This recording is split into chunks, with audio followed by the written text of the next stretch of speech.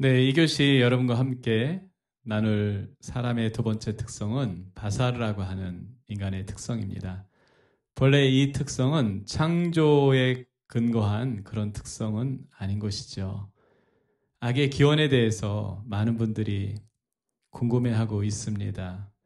어떻게 악이 존재하게 된 것이냐, 심지어 하나님이 악을 창조하신 것이 아니냐, 이렇게 얘기하는 사람들도 있습니다. 하나님과 인간 사이에 있었던 일을 통해서 우리가 인간에게 왜 죄가 들어왔는지, 그리고 그 이후에 죄가 어떻게 인간의 본성이 되었는지를 알 수가 있는 것입니다. 먼저 바사르라고 하는 이 용어를 우리가 좀 정리를 해봤으면 좋겠습니다. 바사르는 구약에서 273회 등장을 하는 용어입니다. 죄된 본성에 충실한 육체를 가리킵니다. 이 단어가 처음에는 짐승의 육체를 가리키는 데 사용이 됐습니다. 그때만 해도 바사라고 하는 이 용어가 부정적 의미를 갖고 있는 그런 용어는 아니었습니다. 그런데 이 용어가 사람에게 적용이 되기 시작하면서 죄성이라고 하는 그런 의미로 또는 죄인이라는 의미로 그렇게 이해가 되기 시작했습니다.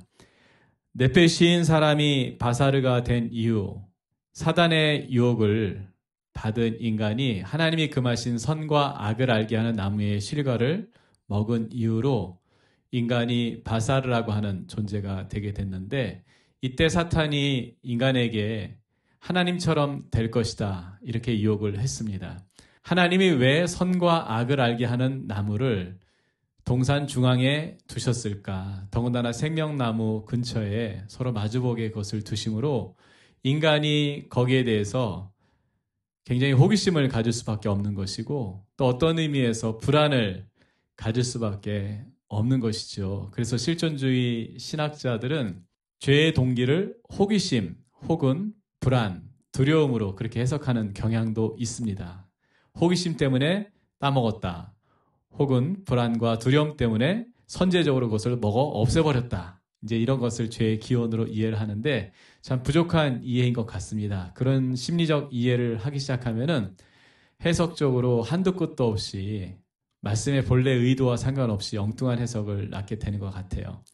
우리가 죄에 대해서 이해할 때 죄가 하나님으로부터 오지 않았다는 것, 또 죄의 기원인 악이 하나님으로부터 시작되지 않았다고 하는 것은 명확합니다. 만약에 하나님이 악을 창조하셨거나 악한 하나님이라면 우리는 그 하나님을 절대로 신뢰할 수 없을 뿐만 아니라 성경이 증거하는 하나님을 믿을 수 없는 것이고, 그런 하나님은 세상에 인간이 만들어 놓은 많은 신 가운데 하나로 상대화되고 전락될 수밖에 없는 것입니다. 하나님이 선한 하나님이 아니라면 우리는 그 하나님을 신뢰할 수 없는 것이죠. 그런데 세상에 현상적으로 또 엄연히 악이 존재하고 있습니다. 분명히 하나님이 세상을 창조하실 때 악이 없었는데 어떻게 악이 존재하게 됐는가? 이것은 오늘날만의 고민이 아니라 초대교회의 교부들 또 신학자들 많이 고민했는데, 여기에 대해서 가장 근접한 답을 내린 이는 어거스틴이라고 하는 사람입니다. 히포의 주교였던 어거스틴이 선과 악에 대해서 어떻게 정의를 했냐면은 악은 선의 반대가 아니다, 악은 선의 결핍이다, 이렇게 얘기를 했습니다. 굉장히 공감이 되는 것이죠. 여러분, 물리학적으로 어둠이라고 하는 것은 정의하기가 어렵다고 합니다. 그러면은 어둠이 무엇이냐 했을 때 그것은 빛의 부재다, 이렇게 정의를 한다고 합니다. 마찬가지로 선의 결핍, 선이 사라졌을 때 그것이 그 빈 부재가 또 공백이 악으로 그렇게 현상적으로 나타나게 되는 것이죠. 자, 하나님이 인간을 창조하시고 네페시로 창조하시고 그리고 생명나무를 두셨고 또 그 앞에 굉장히 위험한 나무를 두셨죠. 선과 악을 알게 하는 나무인 것입니다. 하나님이 왜 그렇게 위험한 나무를 두셨을까? 그 실과를 두셨을까? 그리고 그것을 먹으면 정녕 죽는다고 그렇게 말씀을 하셨을까? 어떤 이들은 그런 이야기를 해요. 하나님이 예지력이 있으신 분이신데 인간이 그것을 따먹을 줄 몰랐을까? 만약에 하나님이 그것을 알고 계셨다면 인간이 선악과를 따먹은 것에는 하나님의 책임도 있지 않느냐. 마치 부모가 위험한 물건을 아이들이 잘 노는 곳에, 또 아이들이 주로 가는 곳에, 심지어 아이들이 무엇인가를 먹는 곳에 식탁 위에 그렇게 올려놓고서는 야, 저거 굉장히 위험한 거야, 만지면 안 돼, 먹으면 큰일 나는 거야, 이렇게 말한다면 여러분, 그 부모는 문제가 있는 거 아닙니까? 그래서 아이가 그것을 건드리거나 또는 먹어서 생명에 큰 지장을 초래한다면 그 책임은 아이만의 책임은 아니지 않습니까? 부모의 책임이기도 하죠.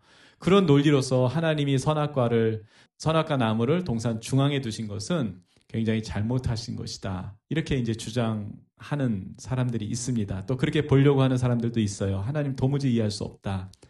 그것 때문에 인간에게 치명적인 문제가 생길 줄도 아셨고 인간이 하나님의 심판에 이르고 죽음에 이르게 된다고 하는 것도 알고 계셨어요. 그러면 굳이 그것을 동산 중앙에 두실 이유가 없잖아요. 야, 내가 뭔가 하나 만들어 놨는데 굳이 찾으려고 하지 마. 내가 그냥 만들어 놓은 거야. 나한테 중요한 의미가 있는데 너희들한테 별로 중요하지 않으니까 굳이 찾으려고 하지 마. 근데 그게 선악을 알게 하는 거야. 그냥 그렇게만 알아도 뭐가 문제가 될까요? 아니면은 여러분 태양 중앙에다 탁 심어 놓으시는 거예요. 태양 중앙에다 심어 놓으시고 야, 저 태양 굳이 너무 그냥 바라보려고 하지 마. 그냥 눈부시잖아 니네들. 실명할 수도 있어. 그냥 근데 내가 거기다 중요한 거 하나 심어 놨어. 선과 악을 알게 하는 나무야. 거기 심어 놨으니까 니네들 과학 문명 아무리 발전해도 그냥 굳이 거기 가가지고 그거 먹으려고 애쓰지만 하여튼 그런 거 하나 있어. 이렇게 하셔도 되잖아요. 그냥 선언만 하시는 거예요. 내가 이런 거 하나 만들어 놨는데 그런 줄 알아. 인간이 뭐 그것에 접근할 리가 없고 그것을 먹을 리도 없고 그러면 인간이 하나님의 말씀을 어길 리도 없고 그런데 굳이 하나님이 그 동산 중앙에 두셨단 말이에요. 그랬을 때 저는 그것을 어떻게 이해했냐면요. 하나님과 인간의 차이가 뭘까 생각을 해보면은 사실 하나님께서 아담과 하와에게 모든 것을 주셨습니다. 하나님의 모든 권한을 주시고 지구를 다스리게 하셨어요. 정말 하나님 같은 존재였습니다. 생명의 이름을 짓고 또 다스리고 충만하게 하고 모든 생물들이 아담과 하와의 권위에 굴복하고 순종하는 그런 역사가 있었을 거라고 저는 생각합니다. 그때 아담과 하와가 착각할 수 있잖아요. 자신들이 마치 하나님인 것처럼. 그래서 뱀도 그걸로 사실 유혹했잖아요. 너희가 하나님이 되라.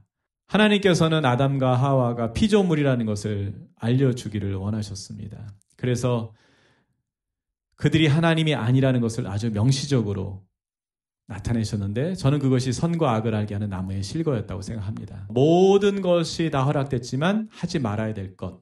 일종의 바운더리, 경계선이죠.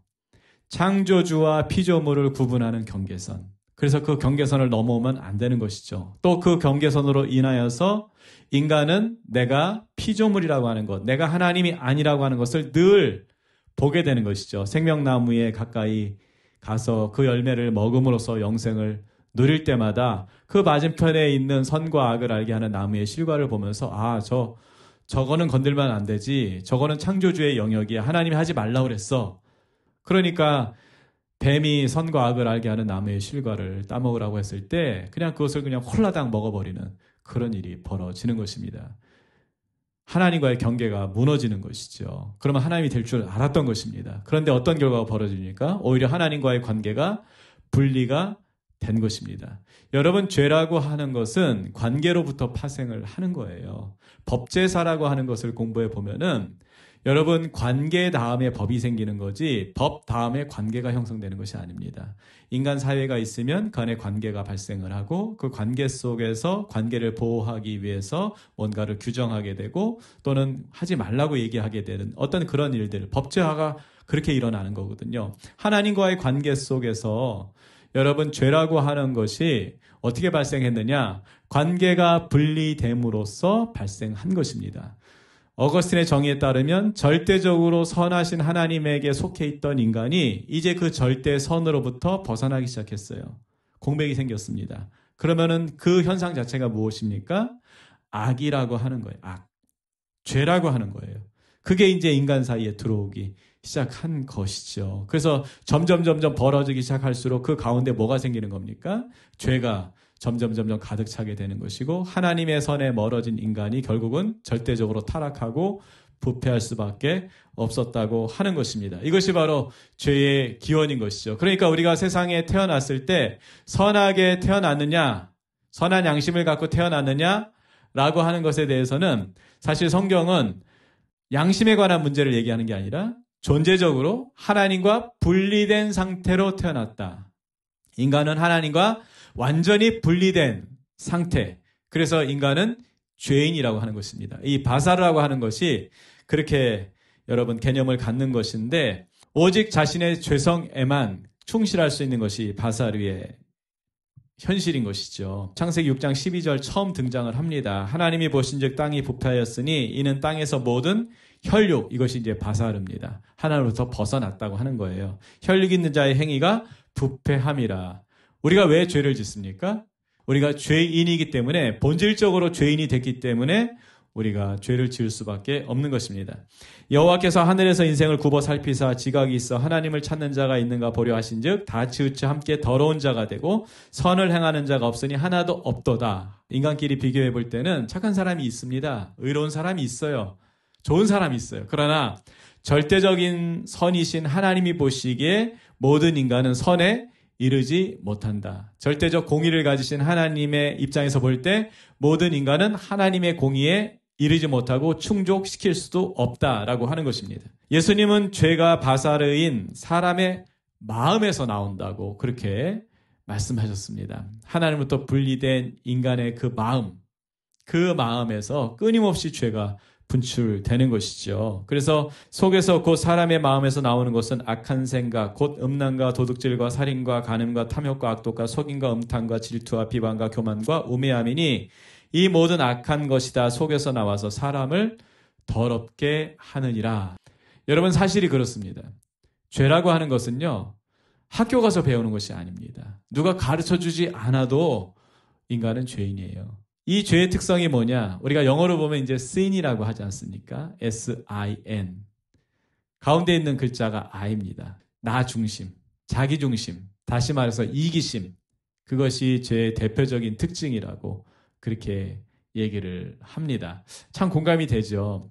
어린 아이들 우리가 이렇게 출생해서 보면은 참 귀엽습니다. 예, 개천사, 고양이천사 이런 말은 안 해도 아기 보면서 천사라는 말은 우리가 합니다. 정말 그렇습니다. 빵긋빵긋 웃는 모습 보면은 얼마나 참 힐링이 되는지 몰라요. 아이들 얼굴만 보는 것으로 참 힐링이 될 정도인데, 근데 여러분 가만히 한번 생각해 보십시다. 그 아이가 태어나서 하는 일이 뭡니까? 달라고 하는 일입니다. 물론 내 펫이기 때문에 이해가 됩니다. 계속 젖달라, 기저귀가 알아달라, 뭐 아프면은 자기 아프니까 어떻게 해달라, 계속 요구하는 존재가 인간이에요. 짐승은 태어나면은 일어나자마자 뭐 심지어 걷기도 하고 뛰기도 하고 생존을 위해서 살아가고 석 달만, 뭐 석 달이 뭡니까? 어떤 동물은 한 달만 부모 곁에 있다가 그 다음부터는 그냥 평생을 독자적 영역을 구축해서 살아가는데 인간은 그렇지가 않아요. 죽을 때까지 누군가의 도움을 받으면서 살아가는 그런 존재 아닙니까? 자, 그랬을 때 이 어린아이를 한번 보십시다. 이 어린아이가요, 저는 그런 거 봤어요. 엄마가 지금 맹장이 터져가지고 뭐 지금 죽겠어요.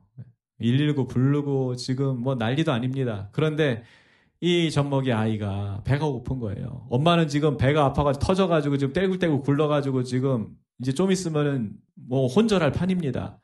그런데 이 아기는요, 누워가지고요, 그냥 오로지 자기 배고프다고 앙앙 우는 거예요. 앙앙 우는 거예요. 엄마 사정 절대로 봐주지 않습니다. 그러면 1살 먹으면 엄마 사정 봐줄까요? 2살 먹으면 엄마 사정 봐줄까요? 적어도 부모와의 관계에 있어서 자녀가 철 들 때까지 끊임없이 부모에게 뭔가를 요구하는 거예요. 자기를 배부르게 해달라고, 자기 정서적으로 안정감을 달라고, 만족시켜달라고, 심지어는 물질적으로 풍요롭게 해달라고 끊임없이 요구하는 존재. 이게 뭡니까? 다 이기적인 거 아닙니까? 저도 그렇고 여러분도 그렇고 우리의 본성 자체가 굉장히 이기적인 존재입니다. 이기적일 뿐만 아니라 여러분 우리 마음이 어떨까요? 우리 마음이? 예수님 말씀하시는 거에 여러분 부정하실 수 있어요? 여러분 악한 생각, 음란, 도둑질, 살인, 간음, 탐욕, 악독, 속임, 음탕, 질투 이런 거 여러분 없으십니까? 하나도 없으세요? 그러면 여러분 천사입니다. 여러분 거울 보실 때 분명히 여러분 뒤에 큰 날개가 있어야 돼요. 그리고 여러분 시공간을 초월해가지고 여러분 영적인 존재로서 하나님만 찬양하고 아름다운 일만 하는 그런 존재여야 됩니다. 그러나 그렇습니까? 아닙니다. 여러분 여기에 있는 이 말씀 부정할 수가 없어요. 세상이 왜 더럽습니까? 사자가 그냥 잔인하게 뭔가를 잡아먹어서 세상이 더럽습니까? 아니면 코끼리가 그냥 엄청난 양을 배설하기 때문에 그것 때문에 세상이 더럽습니까? 아닙니다. 세상이 더러워지는 이유 우리가 알고 있지 않습니까? 인간만큼 악한 존재가 없어요. 범죄를 보면 압니다. 요즘 일어나는 범죄들 정말 인간으로서 어떻게 이런 범죄를 저지를 수 있을까? 저 어려서도 그런 기사 많이 봤거든요. 그래서 어른들이 했던 말이 생각나요. 종교가 없는 분들도 말세야 말세 이런 얘기 했는데 요즘 어떻죠? 와, 이 죄가 그냥 진화를 하고 있어요. 무슨 얘기입니까? 우리 마음속에 일어나는 이 악이 점점 더 분출하는 것 같아요. 근데 이상하잖아요. 교육 수준이 이렇게 높아졌는데 이렇게 먹고 살만해졌는데 오히려 우리 마음속에 악은 더 오히려 증가하고 있다고 하는 것이죠. 여러분, 예수님께서 이루신 우리의 구원의 본질이 있습니다. 우리를 이 악한 세대로부터 또한 우리를 죄로부터 건지시기 위함이라고 분명하게 말씀하고 있습니다. 저는 묵상을 하면서 복음의 본질이 무엇인지를 깨달았어요. 복음이란 인간이 할 수 없는 일에 대해서 하나님이 하시는 것인데 특별히 구원이 그러하다. 그러면 인간에게 어떤 종류의 구원이 필요할까? 한때는 그랬죠. 예수 믿으면 잘 산다. 가난한 시절에 그랬어요. 예수 믿으면 복 받아서 잘 산다. 예수 믿으면 병 고친다. 예수 믿으면 좋은 대학 간다. 예수 믿으면 출세한다. 뭐 이런 이야기들이 많이 있지 않았습니까? 예, 여러분, 이게 복음이 아닌 것입니다. 왜냐하면 사람이 할 수 있잖아요. 얼마든지. 하나님 믿지 않아도 얼마든지 할 수 있어요. 하나님 믿지 않고 공부 잘할 수 있고, 하나님 믿지 않고 오래 살 수 있고, 하나님 믿지 않고 부자 될 수 있고, 사람들에게 인기도 끌 수 있고, 얼마든지 좋은 일 할 수 있는 것이죠. 죄송한 얘기지만 그러나 정직하게 한번 말씀을 드리겠습니다. 여러분, 우리 자녀들이 예수 잘 믿으면 좋은 대학 갈 확률이 높아질까요? 낮아질까요? 예수 잘 믿는 친구들 좋은 대학 잘 못 간다. 그게 이미 나와 있어요. 확률적으로. 통계적으로 나와 있어요. 기업은 어떻죠? 우리나라 10대 기업 CEO 가운데 예수님 믿는 재벌 있습니까? 없습니다. 무슨 얘기죠?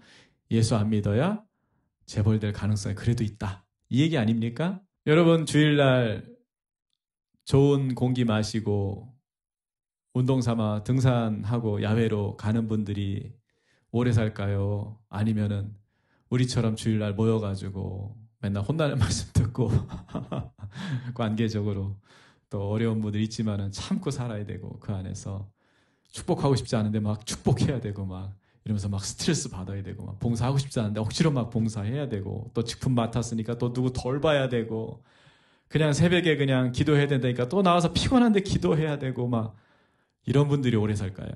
여러분, 확률적으로 그렇게 안 하는 게 오래 사는 거잖아요. 그죠? 네, 알고 있어요. 그런데 우리가 왜 이렇게 하냐 이거죠. 간단합니다. 구원 얻기 위해서 또 구원 받았으니까 또 구원 받고 나니까 우리가 뭘 아는 거예요? 정확하게 영생이 있음을 알고 하나님 나라가 있다는 것을 알기 때문에 이 땅에서 예수 믿으면서 얼마든지 고생할 수 있고 어려워질 수 있고 가난해질 수 있고 무시당하고 천대당할 수 있지만 그러나 우리가 하나님 나라에서 완전히 역전이 될 것이고 또 예수님과 함께 영원히 왕노릇 할 것이고 예수님이 가진 모든 영광과 존귀를 우리가 동일하게 누릴 수 있다고 하는 것을 우리가 단순히 믿는 정도가 아니라 그것이 와 닿기 때문에 이 땅에서의 삶에 대해서 예수님 때문에 포기하고 희생하는 거 우리가 두려워하지 않는 것인 줄 믿습니다.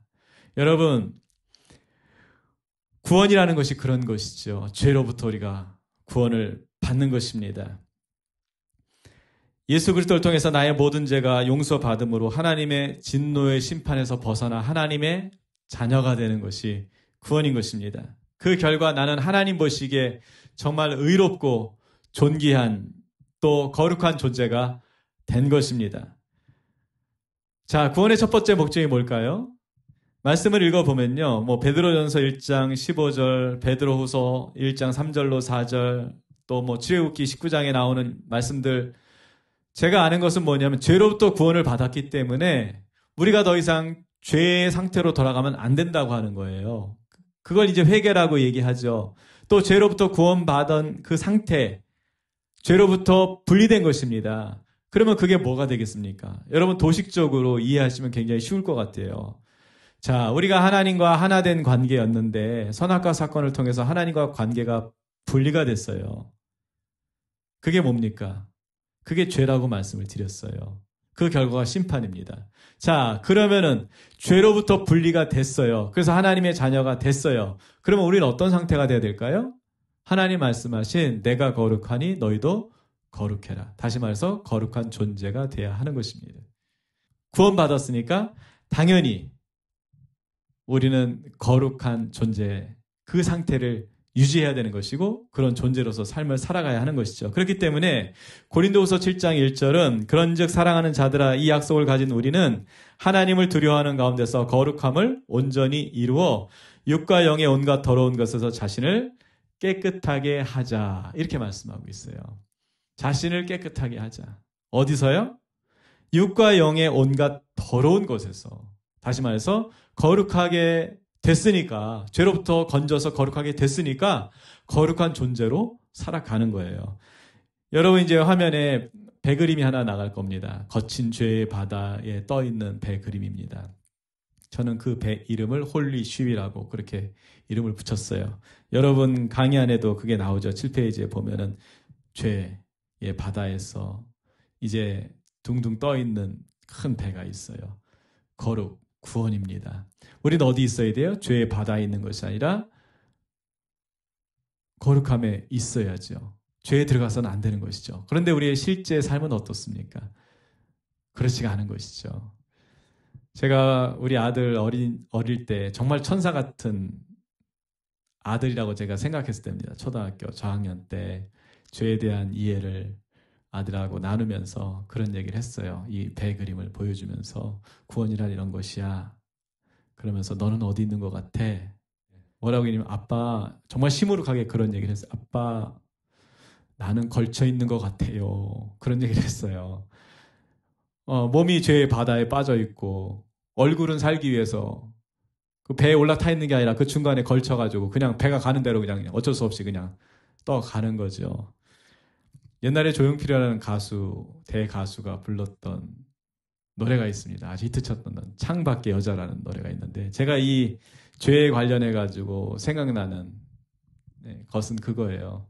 창밖의 여자보다 더 불쌍한 여자가 있는데 창틀에 낀 여자다. 들어가지도 못하고 나가지도 못하고.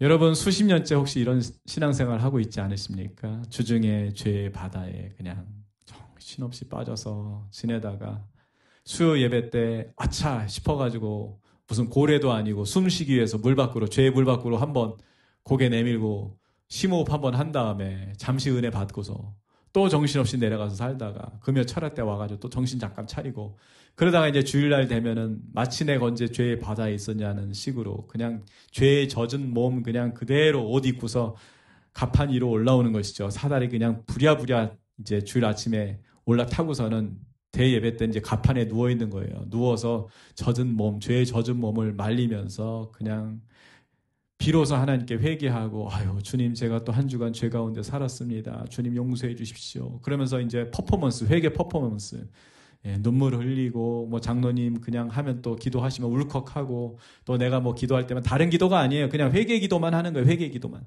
그냥 그러면서 그냥 옷이 좀 말랐다 싶으면 또 집에 가는 거죠. 이제 주섬주섬 집에 가가지고 어떻게 합니까? 또 죄의 바다로 그냥 풍덩 들어가는 거예요. 그리고는 또 하나님 잃어버리고 정신없이 죄의 바다에서 오리발 끼고 스노클링하고 정신없이 와 여기 좋다 뭐 이러고 살다가 이게 계속 반복되는 그런 삶.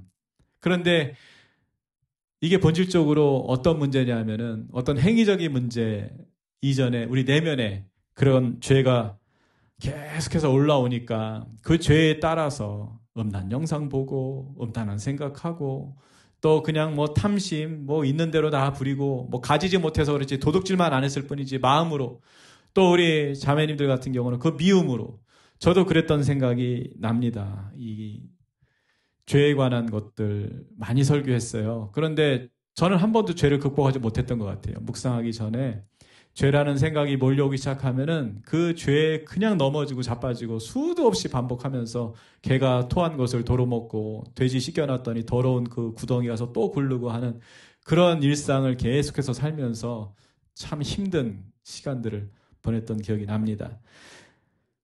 자, 구원받은 사람, 그러면 어떻게 죄를 극복할까? 우리가 바사르라는 이 존재는요, 어쩔 수 없이 죄를 지을 수밖에 없는 존재예요. 그래서 사도 바울도 그런 얘기를 합니다. 로마서 7장이죠. 오라 나는 곤고한 존재라. 누가 나를 이 사망의 몸에서 건져내랴. 바울조차도 그런 고민을 많이 했던 것 같아요. 그런데 여러분, 그 바울이 거기서 그치지 않았어요. 8장에 가면은 반전이 일어납니다. 생명의 성령의 법이 죄와 사망으로 자신을 해방했다고 하는, 바울은 분명히 그 반전을 경험을 했던 사람입니다. 간극이 있는 것 같아요. 로마서 7장 후반부와 그 다음에 8장 1절, 거기에 이제 분명히 큰 간극, 절수로는 뭐 한두 절 차이인데 엄청난 간극이 있는 것 같은데, 어떻게 그것이 가능했을까 고민을 안 할 수가 없는 것이죠. 자, 일단은 강의에 나와 있는 진술문들을 좀 읽어보면서 계속 좀 설명을 해보겠습니다. 하나님은 우리를 거룩한 자녀로 부르셨습니다. 어떻게 우리가 실제로 거룩해질 수 있을까요? 죄가 마음에서 시작되었듯이 거룩 역시 마음에서 시작되어야 합니다. 거룩한 삶을 살려면 무엇보다도 마음이, 특별히 생각이 거룩해져야 할 것입니다. 그러면은 차츰차츰 우리의 마음도 또 우리의 그 태도나 어떤 습관도 거룩해질 수가 있는 것이죠. 거기에 대해서 어떻게 그러면은 거룩해질 수 있을까라고 했을 때 시편 119편 11절은 여기에 대한 답을 이미 우리에게 주고 있습니다. 내가 주께 범죄하지 아니하려 하여 주의 말씀을 내 마음에 두었나이다. 이렇게 말씀하고 있어요. 다시 말해서 말씀이 우리 마음에 심겨질 때 비로소 그 말씀으로 인하여서 우리가 더 이상 죄된 생각을 하지 않을 수 있다라고 하는 것을 시편 기자는 이미 우리에게 말씀을 하고 있었습니다. 자, 뒷장을 넘겨보시면요. 8페이지에 잡초 제거의 원리. 저는 이것은 이제 죄악 제거의 원리라고 설명을 드리는데, 여러분, 땅에 잡초가 납니다. 가장 일반적인 방법이 뭐였죠? 뽑는 거예요. 잡초를 계속 뽑는 걸 이제 회계라고 합니다. 잡초 나면은 뽑고, 나면 뽑고, 나면 뽑고. 자, 그런데 문제가 있습니다. 잡초의 번식력이 너무 강하다는 거예요. 그래서 뽑는 것만으로 되지가 않습니다. 요즘은 그래서 제초제를 뿌린다고 그러잖아요. 제초제. 근데 여러분, 우리 마음에 악한 생각이 나는데 뭐 제초제를 어떻게 뿌립니까? 계속 수면제 먹고 자면 악한 생각 안 하는 겁니까? 그렇게 살 수는 없잖아요. 회개해서 죄를 극복할 수가 없어요. 왜냐하면 죄된 생각을 우리가 이길 수가 없어요. 저도 그런 경험 참 많이 했습니다. 하나님 앞에 거룩한 삶을 살아야 된다는 부담감이 막 있었어요. 구원받은 사람이라면 누구나 다 그런 부담감을 가질 겁니다. 그런데 또 죄가 우리 마음에 일어나잖아요. 특별히 예수님께서 음란에 대해서 뭐라고 말씀하셨습니까? 마음에서 하는 생각조차도 다 음란이라고, 행위적 음란과 다를 것이 없다고 주님께서 분명히 그렇게 말씀을 하셨어요.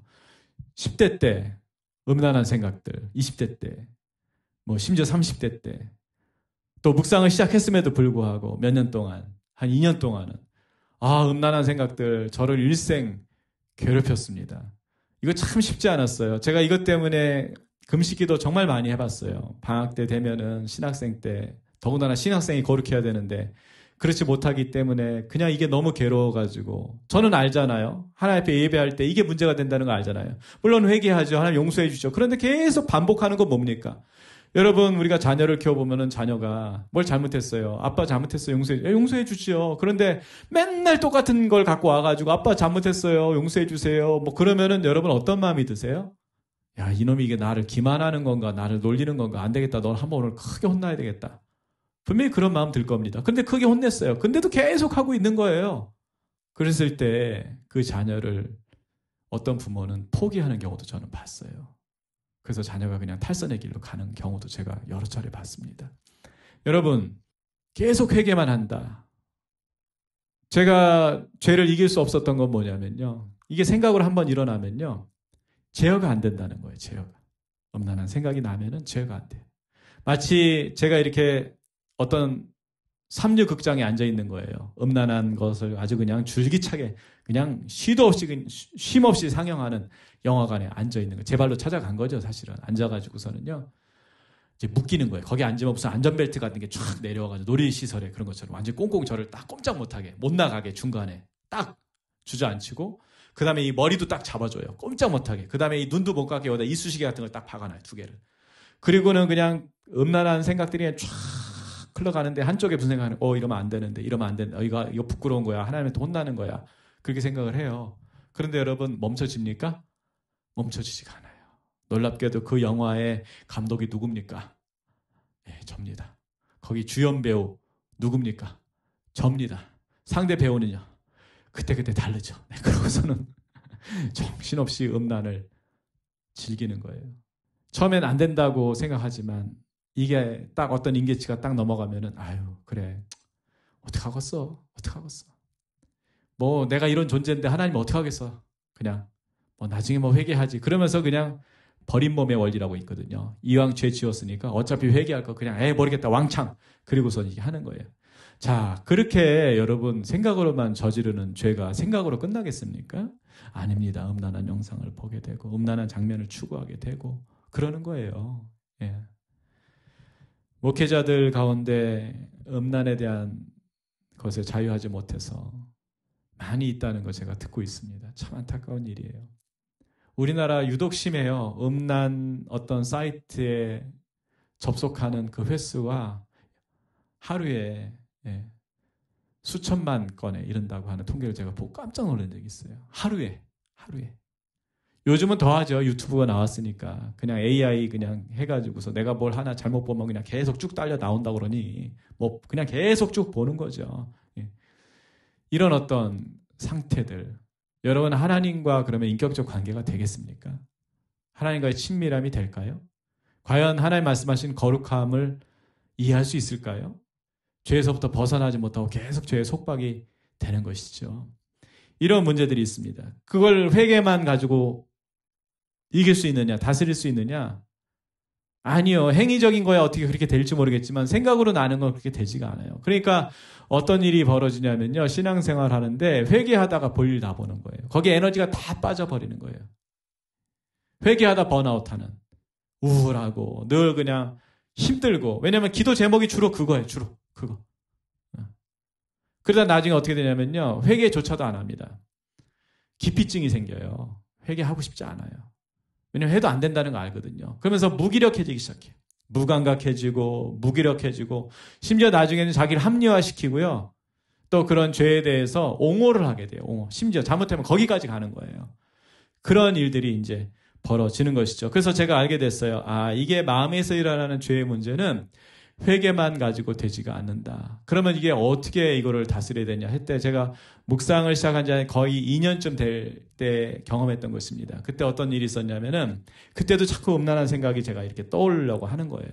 뭐 시작이 되려고 하는 거예요. 벌써 제가 이제 힘든 거예요. 너무 힘든 거예요. 하나님 말씀 앞에 매일 앉아가지고 그래도 음성 듣겠다고 하는데 거룩한 삶을 좀 살아보고 싶은데 이게 제 의지로 힘만 갖고 안 되니까 결단한다고 되지가 않으니까 너무 더 괴로운 거예요. 그래서 그냥 그때도 이게 막 떠올랐을 때 막 제가 안절부절을 했습니다. 야, 이거 어떻게 하면 좋은가. 나는 이길 힘이 없고. 그런데 그때 놀라운 일을 경험했어요. 어떤 일이었냐면요. 갑자기 하나님 말씀 한 구절이 딱 떠올랐습니다. 일생 저의 레마의 말씀이에요. 내가 거룩하니 너도 거룩하라. 그 말씀이었어요. 그 말씀이 딱 떠오르는데 마치 여러분 그 동해안에 가서 동틀 때 혹시 보신 적 있으세요? 저 끝에 바다에 해가 이렇게 무슨 조그맣게 이렇게 붉은 해가 이렇게 고개를 살짝 내밀잖아요. 머리를 살짝 내밀잖아요. 그러면서 어둠이 어떻게 됩니까? 물러가기 시작해요. 어둠이 사라지잖아요. 붉은 해가 이렇게 쫙 이렇게 뜨면서 어둠이 싹 이렇게 물러가는 그런 거 혹시 보신 적 있으시죠? 그런 거 똑같았어요. 이 말씀이 딱 떠오르니까요. 저의 죄된 마음, 죄된 생각 있잖아요. 그것이 점점 멈춰지기 시작하더니 그 말씀이 빡 떠오르니까 어떻게 되냐면은 죄된 생각이 완전히 사라져버렸어요. 그거 생각하고 싶지도 않았어요. 너무나 놀라운 경험이었어요. 일생의 경험이었어요. 근데 더 놀라운 것은 뭐냐면 그 다음부터 그런 일들이 반복되기 시작했다는 거예요. 제가 악한 생각을 하려고 하면 그 말씀이 떠올라서 악한 생각을 할 수가 없는 그런 상태가 벌어진 것이죠. 사실 그 전에 제가 그런 이야기, 경건주의 서적을 읽으면서 본 적이 있어요. 죄된 생각이 들어올 때 하나님의 말씀을 꺼내 들어라. 하나님의 말씀을 생각해라. 그러면 너를 보호할 수 있다. 아, 제가 그걸 모르나요? 알죠. 그런데 어떻게 해요? 꽁꽁 묶여 있었다고 그랬잖아요. 아무것도 할 수 없었다고 그랬잖아요. 왜요? 사실은요, 제가 죄를 너무 사랑하거든요. 그 죄가 문제가 돼서 비난을 받고 뭔가 이렇게 정죄를 받고 사람들한테 문제가 되니까 제가 그거를 꺼려하는 거지, 사실은 바사르인 저는 죄를 싫어하지 않습니다. 만약에 나쁜 생각, 음란한 생각, 더러운 생각, 추악한 생각, 누구를 미워하고 살인하고 이런 생각하는데 그때마다 그냥 바늘로 제 눈을 찌르는 것 같고 무슨 뭐 송곳으로 제 심장을 후벼 파고 칼로 제 살을 그냥 이렇게 긁고 막 잘라내고 뭐 이런 어떤 통증이 느껴진다. 극한 고통이 느껴진다. 여러분 죄된 생각 하겠습니까? 절대 못할 겁니다. 하고 싶지도 않을 겁니다. 그런데 여러분 죄된 생각을 하면 어떻죠? 예, 벌써 뭐 말초신경이 자극을 하고 뭐 짜릿하지 않습니까? 막 쾌감을 느끼기도 하고 막 그러지 않습니까? 무슨 얘기입니까? 바사르인 나는 죄를 너무나 사랑한다. 아니, 사실은 바사르인 나는 죄와 하나다. 그러니까 죄를 절대로 버리고 싶지 않다. 이런 비유를 드리고 싶어요. 이 서울역에 가면은 노숙하시는 분들 가운데 오랫동안 노숙하시는 분들 보면은 대부분 옷이 두껍습니다. 여름에도 대부분 두껍게 입으세요. 겨울에 뭐 말할 것도 없이 두껍습니다.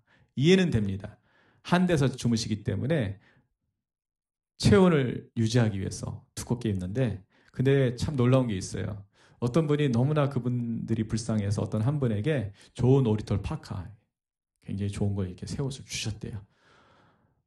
이걸 드릴 때 이분은 이런 생각했대요. 아, 저 더러운 옷을 벗어버리고 내가 주는 옷 입으면은 좋겠는데, 그래서 줬는데 보는데 어떻게 하냐면요, 그 더러운 옷에 그것을 또 껴입더라는 거예요.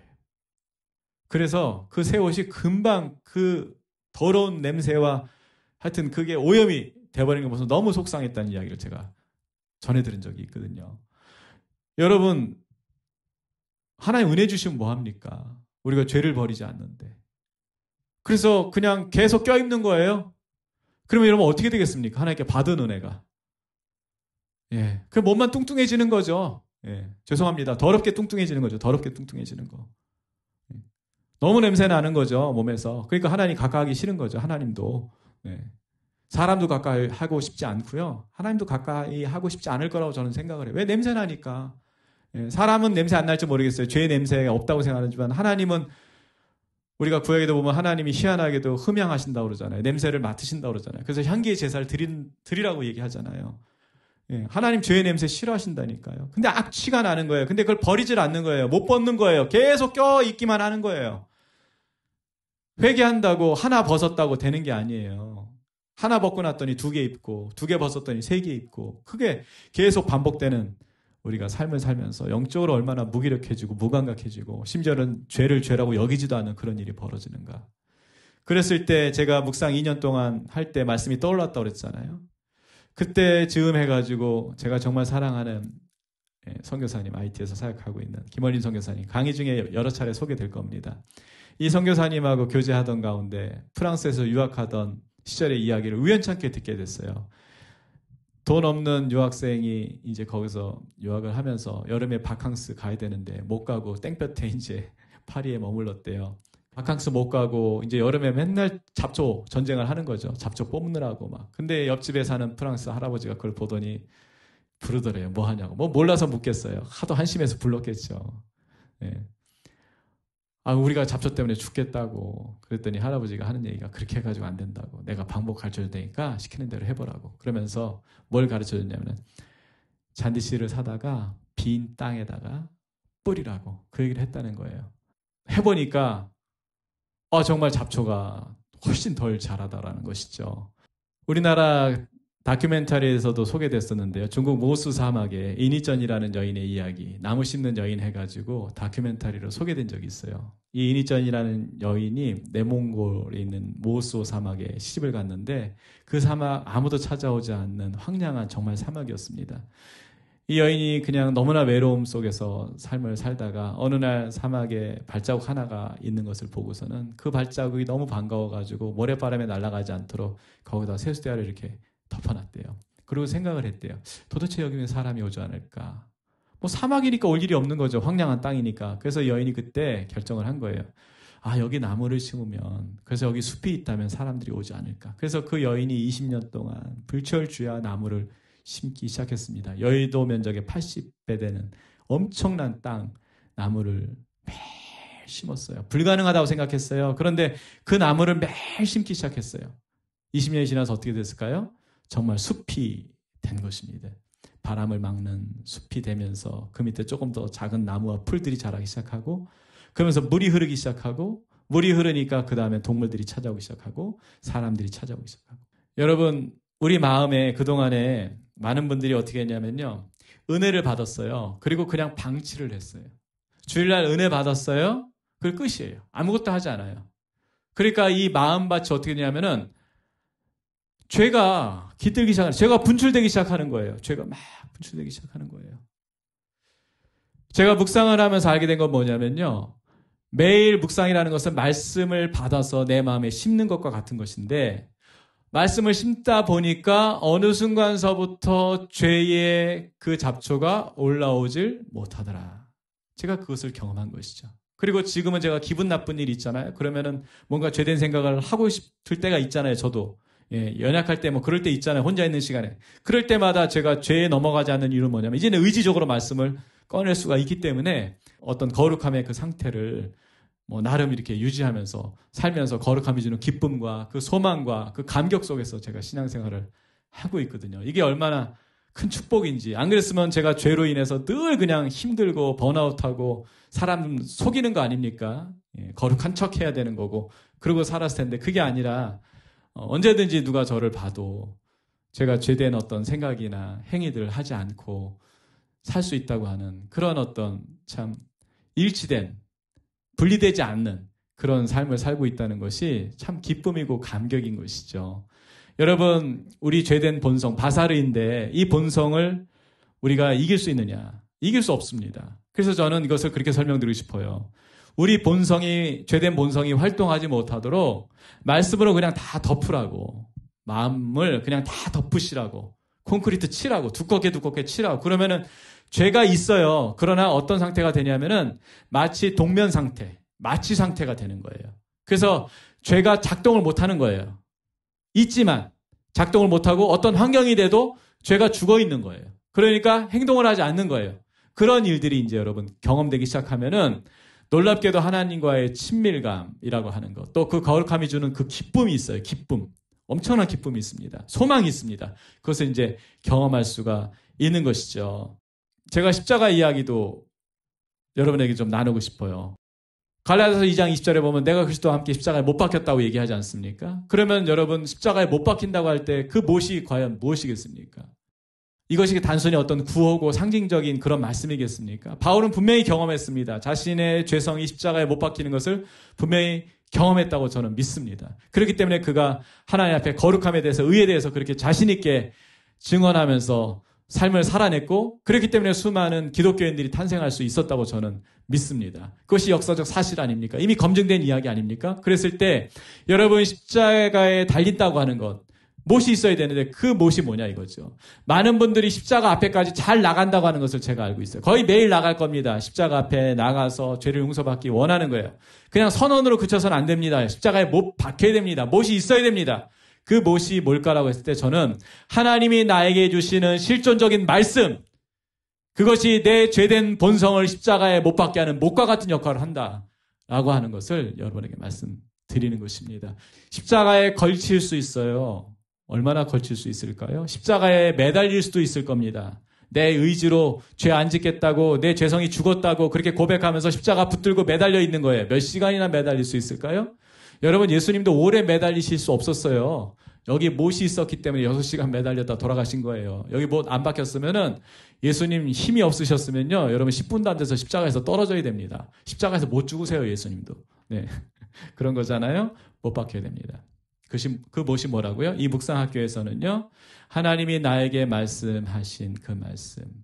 그래서 내 마음 정도가 아니라 나의 실존 깊은 곳에, 내 실존에 와닿은 그 말씀. 그래서 내 의지와 상관없이 그 말씀이 작동하게 될 때 그것은 나의 죄성을 못 박는 강력한 못이 될 것이다. 그런 못을 가졌을 때 우리는 결코 우리의 죄성에 따른 그런 삶을 살지 않게 될 것이다. 오히려 반대로 예수 그리스도로 살게 될 것이다. 저는 그렇게 믿습니다. 그리고 제가 그것을 경험하는 삶을 살고 있는 것이죠. 가시라고 하는 책을 쓴 토저 목사님이 오늘날 현대인들은 하나님을 만날 만한 내면의 지성소가 없는 것 같다라는 그런 표현을 쓴 것을 제가 본 적이 있습니다. 네, 맞는 것 같아요. 여러분 성령님 여기 계시잖아요. 그런데 그냥 성령님을 찾으러 다니는 거예요. 기도원으로 찾으러 다니고 심지어 외국으로 막 아이합도 가고 무슨 뭐 떼제도 가고 좋은 어디 뭐 좀 신령하다는데 내지는 뭐 좀 특이하다는데 막 엄청나게 한국 사람 많아요.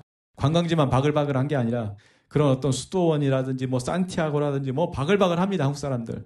다 왜 그렇습니까? 뭔가 하나님 경험하고 싶다고 성령을 경험하고 싶다고 막 이렇게 하는 거예요. 그런데 성령님은 어디 계셨어요? 예수 믿는 그날로부터 지금까지 한 번도 우리 밖을 벗어난 적이 없으세요. 성령님은 이 안에 계시는 거예요. 여러분 하나님의 무소부재성을 알고 계실 것입니다. 내 안에 계신 성령님 떠난 적이 없으세요. 그런데 나는 성령님을 인식하지도 못하는 거예요. 인지하지도 못하는 거예요. 왜 그런 문제가 생길까요? 시편 5편 4절은 이렇게 말씀하죠. 주는 죄악을 기뻐하는 신이 아니시니 악이 주와 함께 머물지 못하며. 여러분 악과 하나님은 공존할 수가 없어요. 이사야서 59장 2절에 보면은 오직 너희 죄악이 너희와 너희 하나님 사이를 갈라놓았고 너희 죄가 그의 얼굴을 가려서 너희에게 듣지 않으시게 함이니라. 자, 하나님을 해라고 비유할 수는 없지만 항상 우리 안에 빛나는 존재, 영광스러운 존재로 계심을 여러분 믿으십니까? 하나님 그런 존재시죠. 감출 수 없는 존재. 그런데 그 하나님이 감춰지는 단 하나의 이유 뭡니까? 죄악의 구름이에요. 죄악의 구름. 계속 쌓이는 거예요. 먹구름이죠. 하나님의 영광은 그 위에 있는 것입니다. 그러니까 우리가 하나님이 함께 하심에도 불구하고 하나님의 영광을 볼 수가 없는 것이 나의 죄악의 먹구름 때문에. 그동안에 회개한다고 회개했어요. 어떻게 하는 거예요? 그냥 이걸 옆에다 잠깐 물러놓는 거예요. 그래서 하나님 햇살이 비쳤어요. 좋다고 했는데 또 어떻게 해요? 이 죄가 먹구름이 형성되잖아요. 우리 본성에 있는 죄, 분출되고 있는 죄를 우리가 통제를 하지 못하는 거예요. 이기지를 못하는 거예요. 그래서 그냥 방치를 했어요. 어떻게 해요? 죄가 계속 올라가서 수증기에 올라가요. 그래서 어떻게 해요? 죄의 구름을 엄청나게 형성을 하는 거예요. 두껍게 넓게 형성하는 거예요. 그래서 하나님의 영광이 분명히 있음에도 불구하고 하나님의 영광 하나도 보이지도 않고 내 영혼이 흑암의 상태처럼 되는 거, 어두운 상태가 되는 것. 그리고는 뭐 교회 와서 무슨 예배 드리고 어디 뭐 기도원 쫓아다니고 백날 해봐야 여러분 그 어둠이 가시질 않는 거예요. 그런데 가서 잠깐 뭐 구멍 뚫었다고 해가지고 여러분 뭐 구름이 사라집니까? 아니에요. 방법이 뭐죠? 수증기를 못 올라가게 해야 돼요. 다시 말해서 죄된 생각을 다 막아버려야 돼요. 죄의 구멍을 다 막아버려야 돼요. 뭘로 막는다고요? 하나님 말씀으로 매일매일 덮자. 계속 덮자. 내일부터 여러분 죄의 구름 거친다고 저는 말씀드리고 싶지 않아요. 하루 묵상하면은 그냥 구멍 어느 정도 막았다고 그렇게 생각하고 싶지 않아요. 사람마다 다 다를 거예요. 평균적으로 묵상학교를 해보니까 매일 정말 거룩함을 향해서 소망을 가지고 묵상을 하시는 분들, 정말 그것을 경험하고 싶은 분들, 하나님의 영광을 정말 사랑하고 하나님 사랑하고 그래서 내가 거룩해지고 싶고 그 열망을 가진 분들 2년 동안 매일매일 열심히 묵상하시면 대부분은 죄를 덮는, 말씀이 덮는 것을 경험한다고 해요. 그게 이제 묵상학교의 어떤 중요한 임상적인 결과입니다. 죄가 작동하지 않아요. 옛날에 내가 맨날 죄로 넘어졌는데 죄된 생각 때문에 힘들었는데 이제 그러지 않아요. 그러면서 이분들의 표정이 그냥 환해지는 거 제가 보거든요. 온라인이라서 여러분 표정 못 보는 게 참 안타깝긴 한데 여러분 같이 좀 해봤으면 좋겠어요. 아니 20년 해서 안 됐잖아요. 30년 안 됐잖아요. 10년 안 됐잖아요. 근데 언제까지 이렇게 죄 때문에 무기력해지고 힘들고 맨날 그냥 자괴감 느끼고 무슨 녹음기도 아니고 맨날 똑같은 죄를 틀어드리면서 하나님께 우리가 살아야 되겠습니까? 앵무새도 아니고. 하나님 그걸 과연 기뻐하실까? 하나님 얼마나 안타까우시겠어요? 예수님을 생명으로 주셨는데 우리가 정말 자유함을 누리기를 원하시는데 죄에 그냥 오물 통해서 그렇게 뒹굴고 있다. 하나님 얼마나 안타까워하시겠어요? 하나님께서. 네. 아버지 입장에서 얼마나 안타까우시겠어요? 그래서 지금까지 여러분 죄에 넘어졌다면은 그냥 당연하다고 생각하세요. 내가 이런 원리를 몰랐기 때문에 그렇구나. 지금부터는 이제 이것을 극복해 가시는 거예요. 이 묵상학교를 통해서 어떻게 극복한다고요? 아, 바사라인 나는 죄를 사랑하는구나. 죄된 생각은 내가 바사르기 때문에 그냥 막 떠오르는 거구나. 이걸 내가 뭐 밥을 굶는다고 될 문제도 아니고 그냥 그건 다 임시 방편, 임시 처방에 불과한 거구나. 결론은 말씀으로 내 마음을 다 덮어버려야 되는 거구나. 그래서 죄가 아예 작동 불능 상태. 죄가 더 이상 죄로서 활동하지 못하도록 내가 말씀으로 다 눌러버려야 되는 거구나. 그러면 그다음부터 하나님의 영광이 나한테 환하게 이렇게 계시가 되겠구나. 그런 소망을 여러분 가지셨으면 좋겠고요. 또 묵상학교를 통해서 그것을 실제로 경험하게 될 것입니다. 네, 2교시 바사르인 존재로서 인간 여기까지 강의하겠습니다.